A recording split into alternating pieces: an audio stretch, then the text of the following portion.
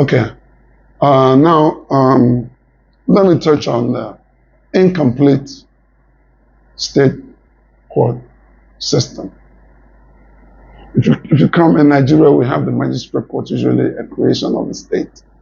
Then we have the high courts, the state high court, which is also a creation of the state, theoretically. They're not really creations of the state because they're created in the federal constitution. In Nigeria, you can only have one constitution.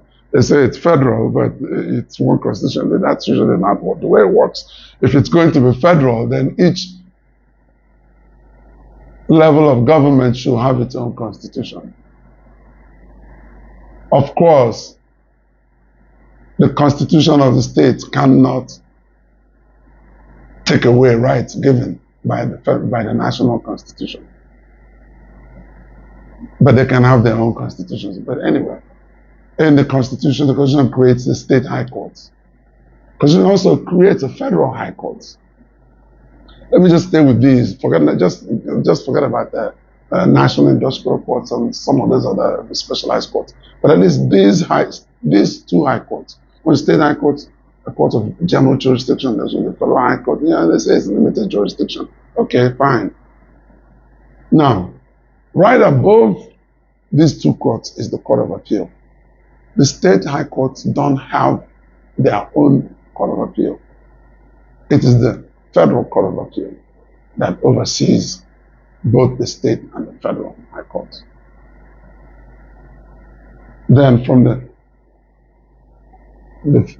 Court of Appeal goes to the Supreme Court in Abuja. This is, I have not understood the logic behind this. Why, if you have the state high court, if you deemed it fit, if there was logical reasoning behind setting up a separate state high court, don't say volume of cases. No, because if you can have a state high court and have a federal high court, volume isn't a logical reason for having them separate, because you can simply abandon the state high courts and have more federal high courts. After all, it's the same money, same naira. Instead of two judges sitting in one city, you can appoint 50 of them in one state, pay them the same thing, or rather change the names of the state high courts and call them all federal high courts, and we'll know that all courts are federal. But if there is logical reasoning for creating state high courts, that logical reasoning should justify creating a Court of Appeal right above the state high court. 4, to review the decisions and the judgments of state high courts and leave the federal Court of Appeal reviewing the federal high court. What's wrong with that? Now, what if you did that and appeals, assuming that you don't want the states to have Supreme Courts, but the states can easily have Supreme Courts. What's the problem with that? If you call yourself a federal state, why not? Why can't they have a state Supreme Court? Some laws, some cases, some issues are uniquely state issues. States are different. We may think, yeah, one Nigeria, but there are cultural differences across the country. Where you need people who are familiar, if not just from, but at least familiar with the way people live there, overseeing the judicial system there. If you deem it fit to have a state chief judge for Ondo State, from Ondo, of course, then that logically justifies having a Court of Appeal of people from Ondo overseeing what the state high courts are doing. That also justifies people from Ondo at the Supreme Court having the final say on issues of law concerning Ondo.